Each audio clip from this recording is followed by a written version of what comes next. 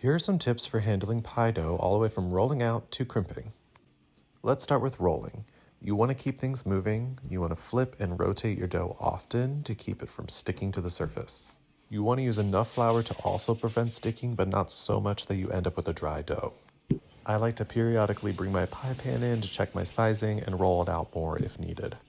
When cutting your dough to size, this does not need to be exact. You just want to give yourself about an inch or two around the outside of the pan. Now let's move on to transferring the dough to the pan. Brush some flour onto the pie dough itself, also on your rolling pin. This helps prevent sticking as you roll it back onto the pin. You can add some as needed to help prevent sticking. Then you'll just reverse that motion, rolling it back over top the pie pan, and then using your hands to gently help the dough settle into the pan, into all those nooks and crannies. Here's where you can trim the dough a little bit more so you have about an inch overhang around the outside. You'll then tuck that excess dough out and underneath itself all around the outside of the edge of the pan. For crimping, one hand will form pinchers, while the other finger from your other hand will poke into that little V it's forming.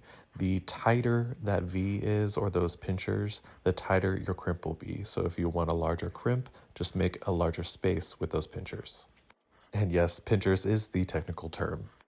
And that's it. Now you have a beautifully crimped pie dough ready to fill and bake.